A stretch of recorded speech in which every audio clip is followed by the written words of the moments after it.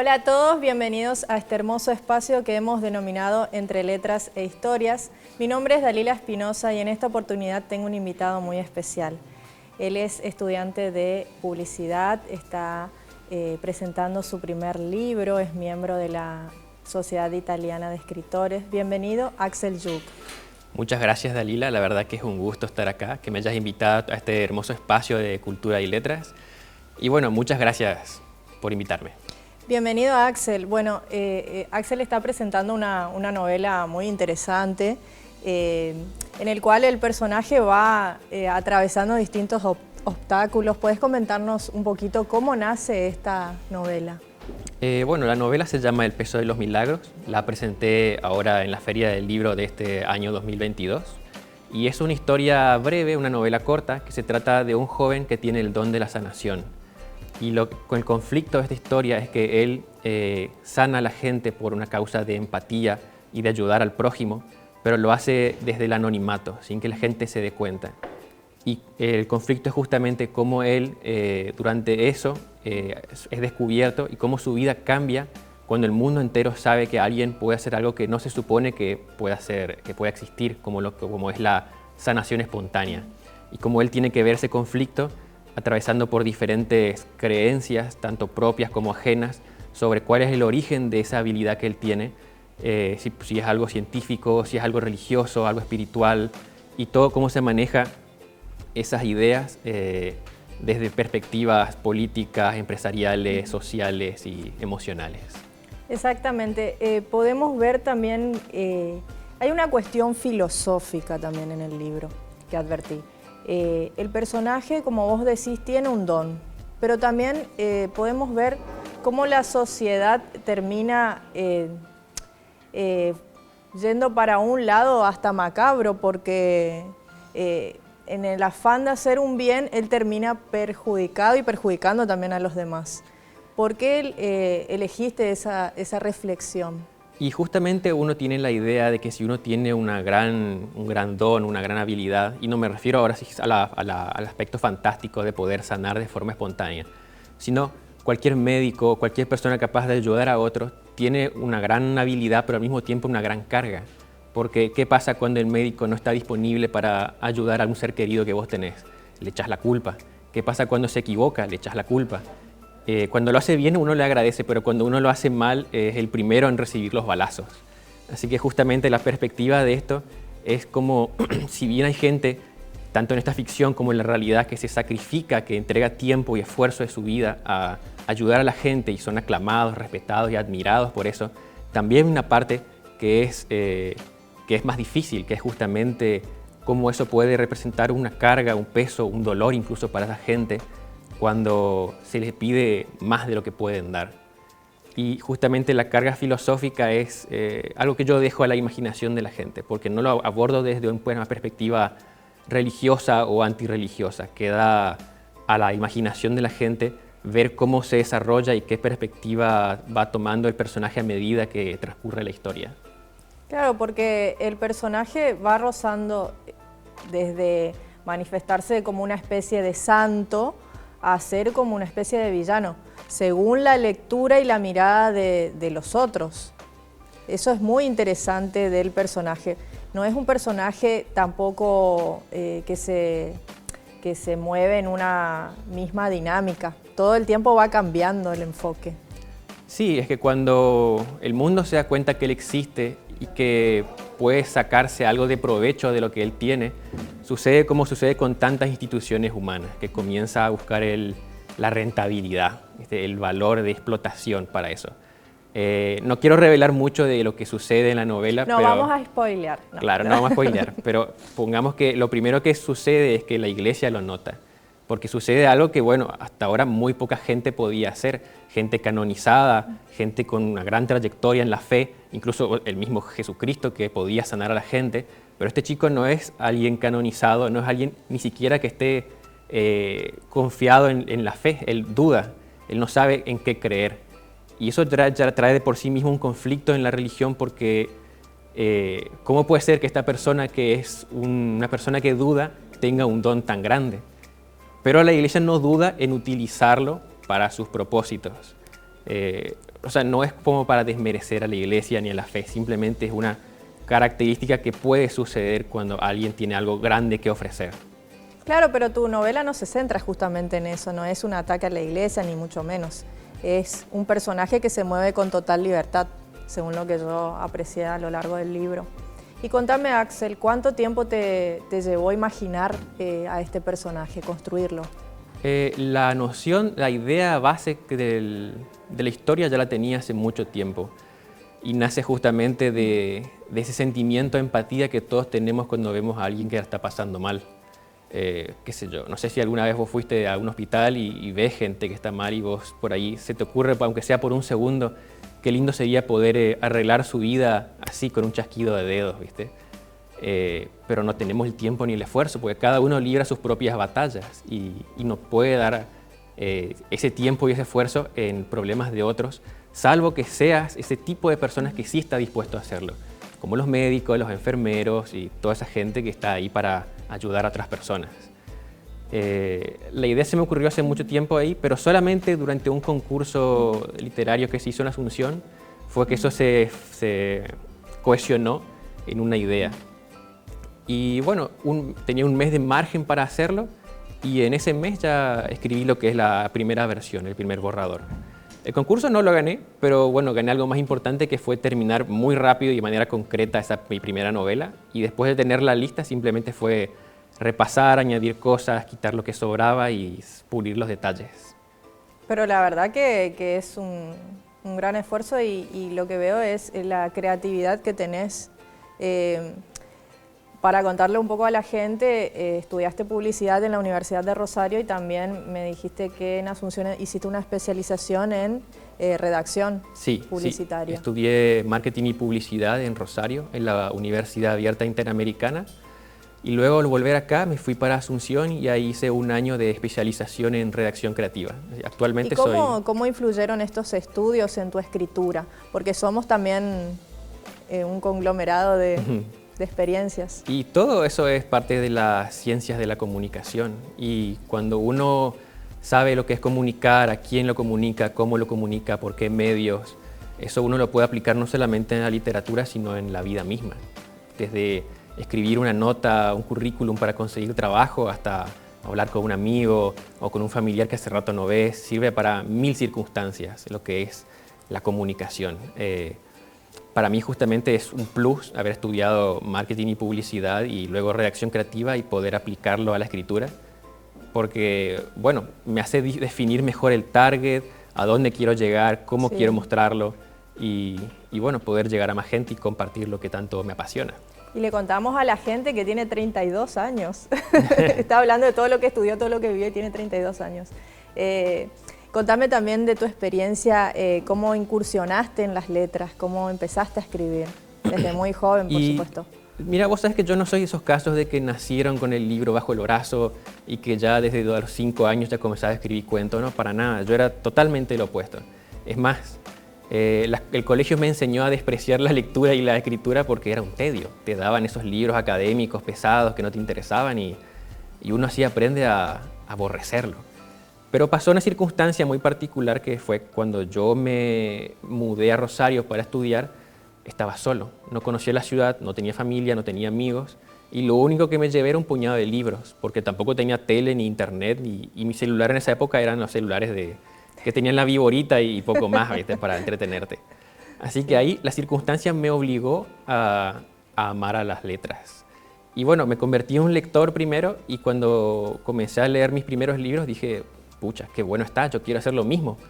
Y comencé a hacerlo poco a poco, con cuentos, con poemas, con cositas así que se me iban ocurriendo. Y lo compartía en internet y por suerte tuvo un buen recibimiento y eso me impulsó y me animó a seguir profundizando. ¿Cuál fue autor o autora que te inspiró a hacer esto? Pues siempre hay un autor que nos marca, nos gusta. Mira, mis fuentes son más que nada extranjeras, porque lo que yo comencé escribiendo fue ciencia ficción, que es un género muy juvenil, muy de esa época cuando yo comencé. Y fue lo que más me marcó y me sigue marcando todavía. Por eso tiene mucha influencia de la ciencia ficción en Claro, esta tiene novela. tintes de ciencia ficción porque se aborda un poco como intentando dar verosimilitud al fenómeno que sucede acá en este librito. Y mis mayores escritores, o por lo menos los que más conozco ahora, son Isaac Asimov, Larry Niven, Orson Scott Card. Por supuesto también locales, Borges, si querés más locales, Federico Princic, que es un escritor formoseño acá que recomiendo mucho sus lecturas. Sí, gran escritor, gran escritor. Y bueno, tomo un poquito de todos para hacer mi propio estilo y bueno, muy agradecidos con ellos. Y también has participado en antologías también con la Asociación Italiana. Contanos un poquito del trabajo que realizan. Y la Sociedad Italiana es un rejunte de escritores, porque tampoco voy a hacer algo como que es tan académico y profesional. O sea, es un taller donde se va a aprender y a enseñar sobre lo que es la lectura, la escritura, la redacción de textos, cuentos, pero lo tomamos de una forma tan informal, tan amiguera, que es como un grupo de amigos que se juntan y hablan y se enseñan unos a otros. Y entre toda esa cháchara literaria, por ahí surge espontáneamente el tema de vamos a agarrar todo esto que hicimos y vamos a compaginarlo en un libro. Y año a año salen antologías así, a veces temáticas, a veces con tema libre, y bueno, y lo vamos publicando y se comparte en las ferias, en eventos particulares, en presentaciones, y es una inercia que nos encanta. No es que obtenemos ningún rédito ni lo hacemos por plata, sino por el placer de hacerlo y de compartir y bueno, el goce de tenerlo en la mano y saber que existe. Eso es muy, muy bueno y también trabajar en grupo es, como vos decís, una retroalimentación y también algo divertido. No, por supuesto. También vi que escribís en un blog, Axel entre letras. Casi sí. Nos robaste el nombre del Casi, te juro que fue pura casualidad. Casi nos robaste. Bueno, es una página de Facebook.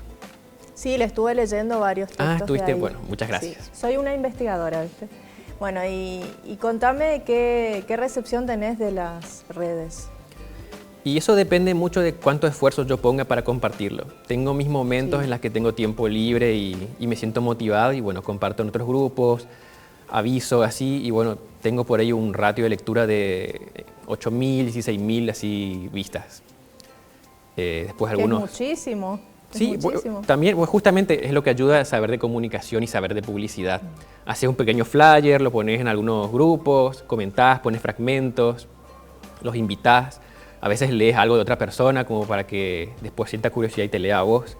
Hay muchas maneras de hacerse notar en las redes sociales. Y después hay momentos en los que estoy ocupado o no me siento inspirado y simplemente dejo de hacerlo y la calidad y la cantidad de lectura baja. Es algo que uno tiene que hacer continuamente para que sea relevante, digamos. Pero tampoco estoy necesitado de ser relevante todo el tiempo. Así que a veces lo dejo estar y a veces cuando quiero hacerlo lo hago. Sí, aparte que también es bueno sorprender. Claro. Sorprender, preparar algo nuevo y ir con un material nuevo y sorprender a los demás. Así es. En cuanto volviendo a la novela, ¿cuál es el mensaje que vos intentás transmitirle a las personas? Y el mensaje que yo quiero transmitir, que sepan apreciar a la gente que les ayuda, porque esa gente también tiene que dar un poco de su vida para ayudarte.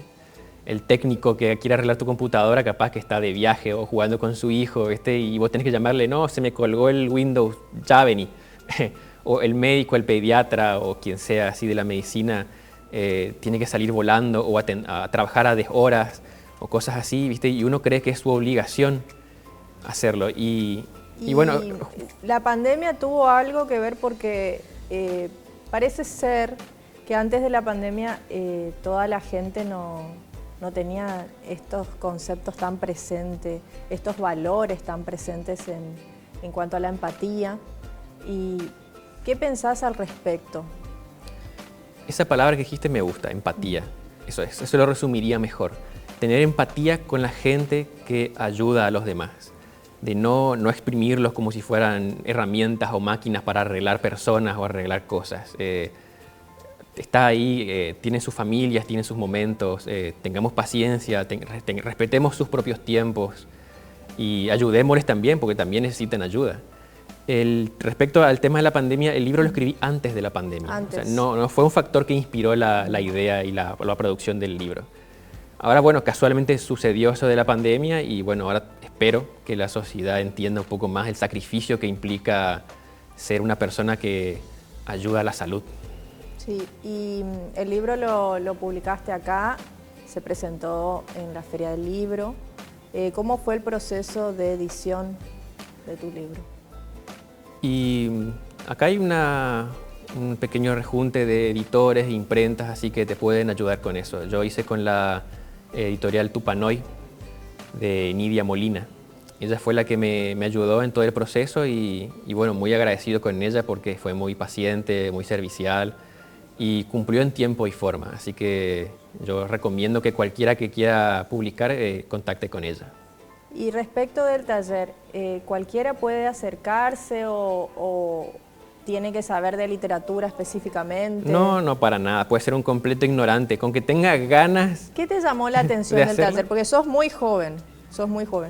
¿Y qué te llamó la atención del taller de literatura? La compañía. Los escritores suelen ser personas solitarias, sobre todo cuando escriben.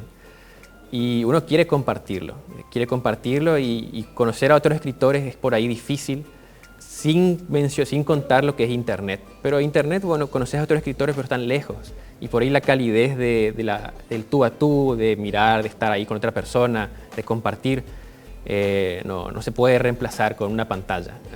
¿Y cómo recibís, bueno, hablas de compartir y de la crítica, ¿cómo la recibís a la crítica? Y yo trato de recibirla de la mejor manera posible. O vos decís, no, escucho lo que decís, pero voy a hacer lo que quiero. Y uno tiene que ser también un poco selectivo con lo que escucha. Uno no puede decir, es una crítica, tiene que estar bien y yo mal. Uno tiene que estar abierto a todas las críticas, porque por lo general son para ayudar, para señalar cosas que uno puede mejorar. Pero a partir de ahí uno tiene que tomar en cuenta si es correcto o no. Al final, el crítico principal es uno mismo. Y uno tiene que tomar todas las críticas y luego criticar esa crítica y a uno mismo para ver si realmente es cierto. Hay que tomarlo de buen grado, hay que agradecer incluso por las críticas y luego ver si se aplican o no. ¿Y quién es tu primer lector, Axel, o primera lectora? Y mis primeros ¿A quién lectores, vos decís, bueno, voy a confiar mis escritos y que me diga qué opina? Me interesa saber qué opina. y como yo escribí cuando era adolescente y mis primeros escritos eran para gente de Internet, es toda esa gente anónima de Internet que se dedicó a leerlo y a dar el like. Tengo algunos amigos también de Internet Fueron buenos con vos, porque hoy en día nos matan en las redes. Y capaz que era otra época o Sí. capaz que no había mucho sentido crítico Sí. porque eran tan jóvenes como yo y tampoco es que sabían mucho de Sí. literatura. Veían simplemente que yo escribía cosas de adolescentes, ¿viste? Y eso ya les gustaba.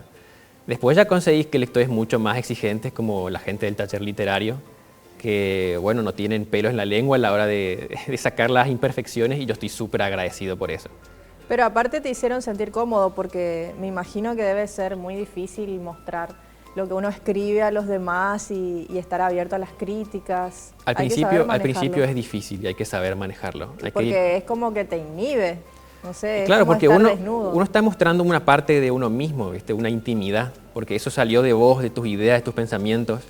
Y aunque es cierto que no hay que vincular siempre el autor con su obra, porque vos puedes hacer personajes que hagan totalmente lo contrario de lo que vos harías o pensarías, sí es cierto que uno pone pedacitos de uno ahí y por ahí uno le cohíbe tener que mostrar eso, porque qué dirán, qué pensarán de mí por esto, por aquello.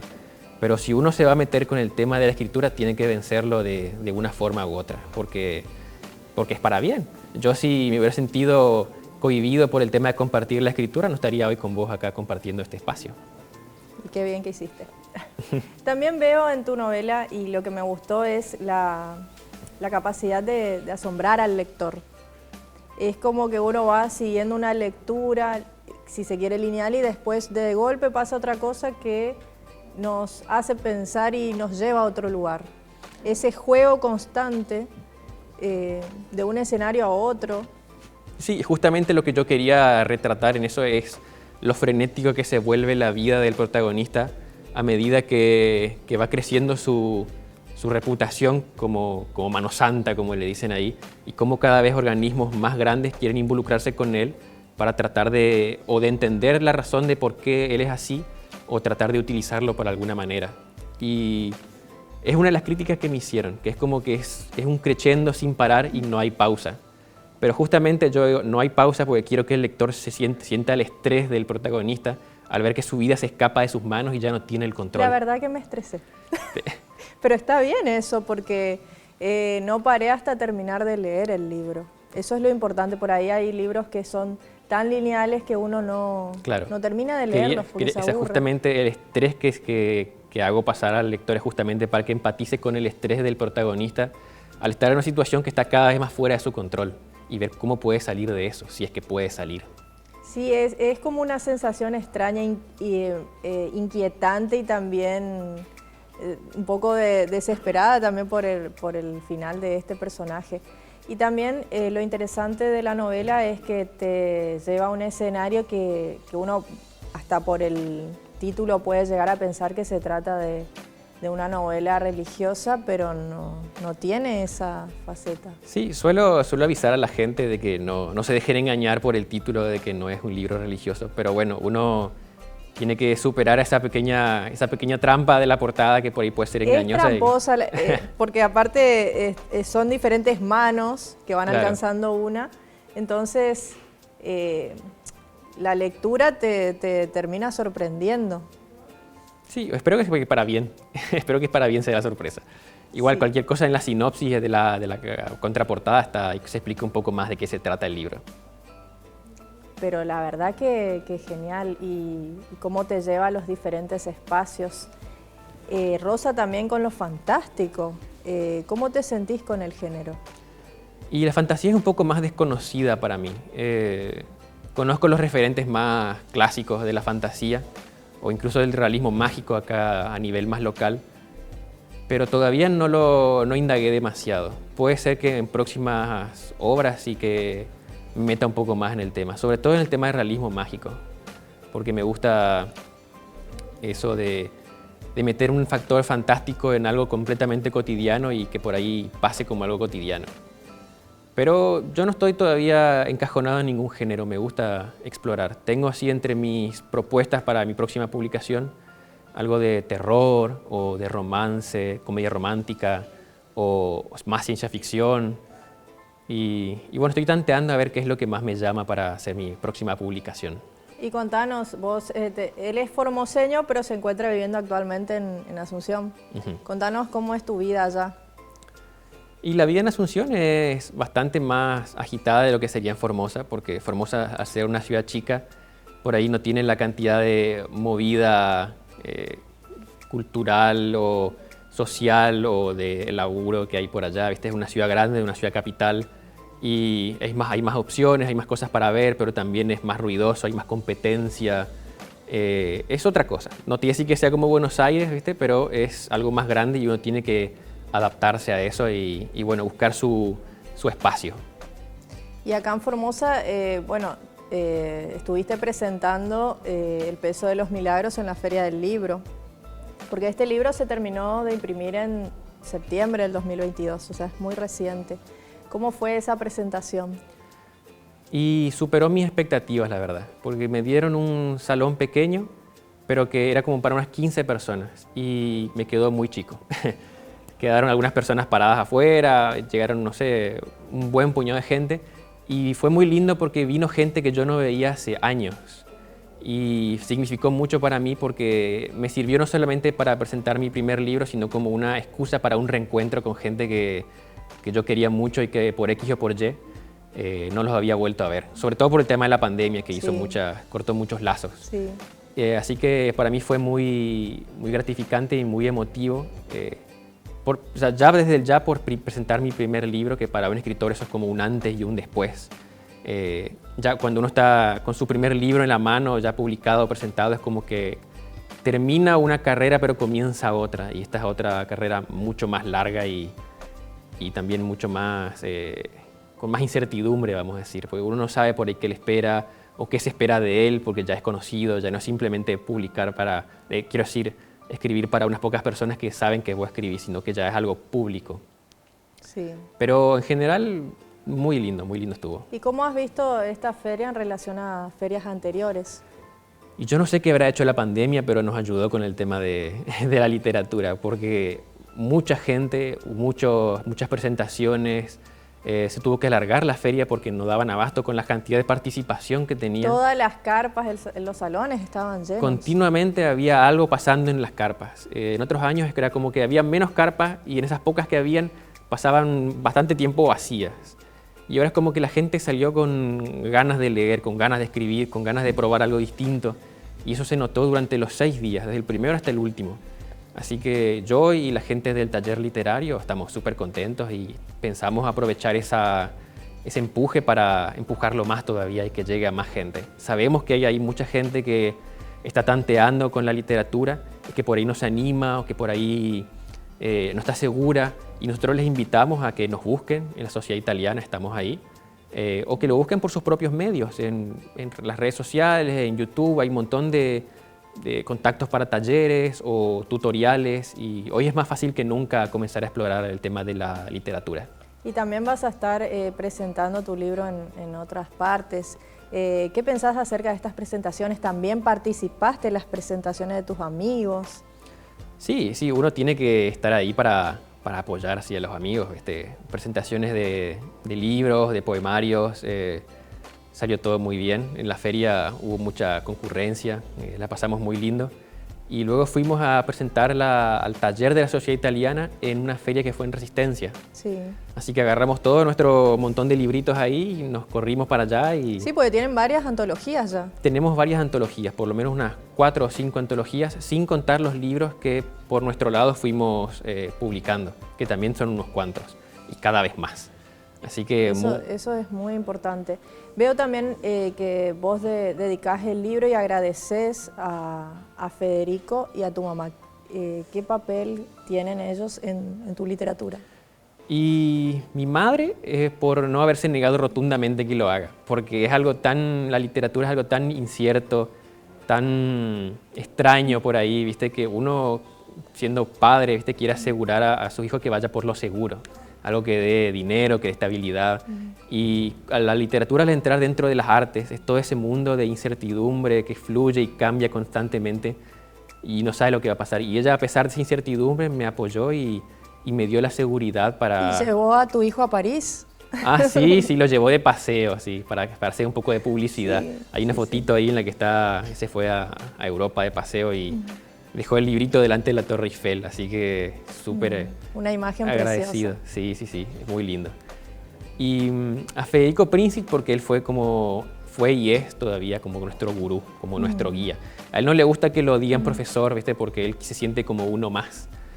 Pero es así como nuestro sensei, digamos, ¿viste? Y personalmente me acompañó durante la corrección del libro.